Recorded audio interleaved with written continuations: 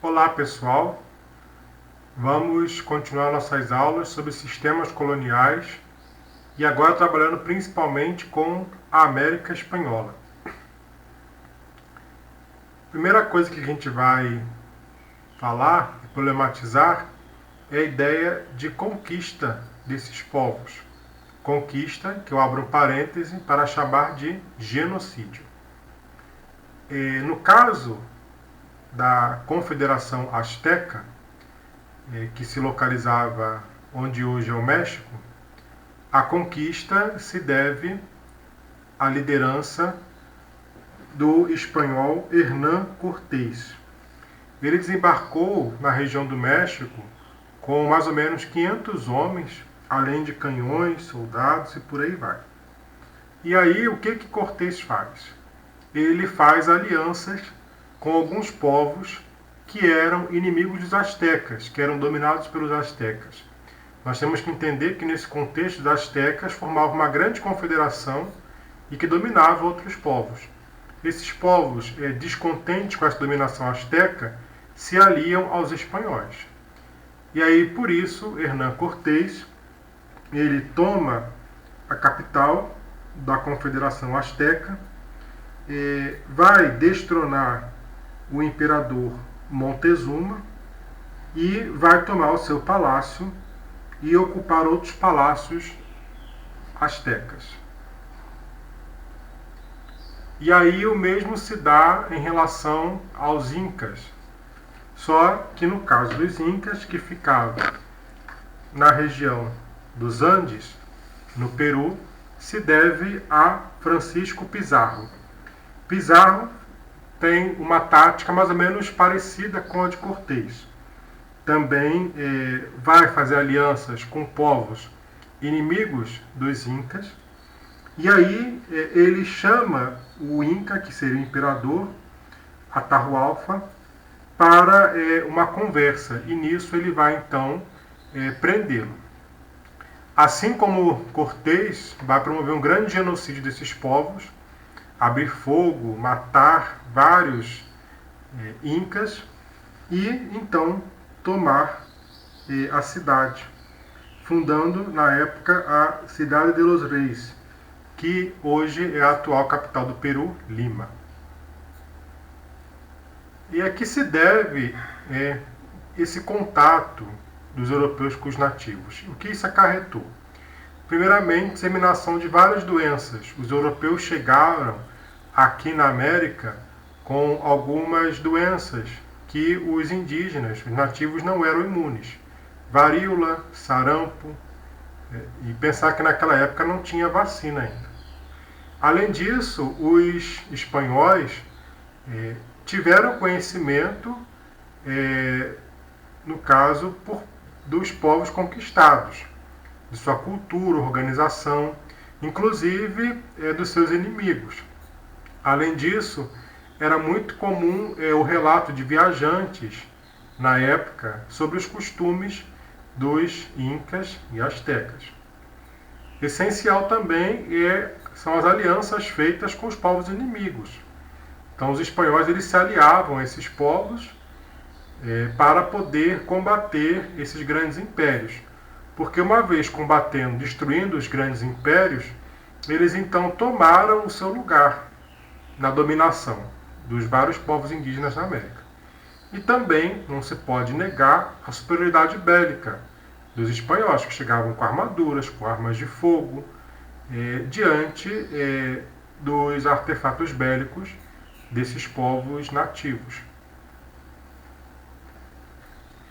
E aí, promovida essa dominação espanhola, eles começam então seu sistema econômico na colônia, em vista, obviamente, do lucro. A primeira atividade que os espanhóis vão promover na colônia será, obviamente, a mineração. Vendo os enfeites que os nativos ostentavam com ouro e prata, os espanhóis concluíram que aquele território tinha metais preciosos. E aí a mineração vai ser a grande atividade que perdura até mais ou menos o século XVIII, na América Espanhola. Bom, as primeiras minas elas são encontradas na região de Potosí, que é a atual Bolívia, também no México e em outros locais. Como se dava o sistema de exploração das minas? Eram dois tipos de trabalho que os indígenas eram submetidos. O primeiro era a mita.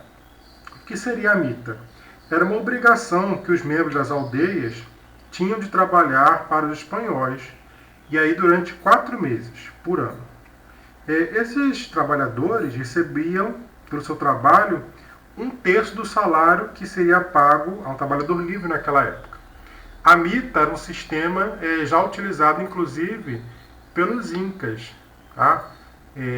Para submeter os povos dominados. Um outro sistema era a encomienda. Esse tipo de trabalho, no caso, o colono ele tinha o direito de explorar o trabalho indígena nas minas e nas plantações. E aí, em troca, o que o colono deveria fazer? Deveria pagar tributos à metrópole, à coroa espanhola, e dar aos indígenas assistência material e religiosa. No caso, alimentar, da moradia. Só que isso não acontecia, porque a violência, os maus tratos contra os indígenas era muito recorrente. Além da mineração, na América Espanhola nós também tivemos outras formas de economia. E aí um destaque é a economia agrícola, a agropecuária e também plantação de cacau. Esse tipo de economia se caracterizava pelo que a gente chama de plantation. O que seria plantation? Nesse contexto já começam, com o declínio da atividade mineradora, já começam a vir para a América Espanhola alguns africanos para serem submetidos à escravidão. A plantation consiste em grandes latifúndios com um sistema de monocultura, ou seja, plantação de cacau, ou no caso do Brasil era a cana-de-açúcar, produzidos para o mercado externo, no caso extraídos para o mercado externo, com o trabalho compulsório africano. E aí, com o crescimento da economia colonial, a coroa passa então a ter uma administração mais centralizada, com alguns cuidados para garantir maior lucratividade. A coroa espanhola ela vai criar, primeiramente, as chamadas casas de contratação. Era um órgão encarregado de controlar o comércio e a navegação entre a Espanha e suas colônias. Funcionava desde 1500, mais ou menos, na cidade portuária de Sevilha. Então, como é que funcionava? Os navios que faziam comércio entre a Espanha e a América, eles só podiam entrar por um único porto, que era o porto de Sevilha. E na América, os únicos portos autorizados para fazer comércio era o porto de Havana, que ficava em Cuba, Veracruz, no México, Cartagena, na Colômbia, e Porto Belo, no Paraná. E aí, com esse tipo de administração, a coroa ela conseguia aumentar seu poder e concentrar riquezas. Além disso, foi criado o Conselho das Índias. O que seria isso? É um órgão que o rei da Espanha criou, que a coroa espanhola criou, para formar um conselho que era nomeado e dirigido pelo próprio rei. E o seu poder consistia em fazer leis, ministrar a justiça, nomear e destituir funcionários para as colônias. Inicialmente, a coroa espanhola ela instituiu os chamados adelantados. O que seriam os adelantados?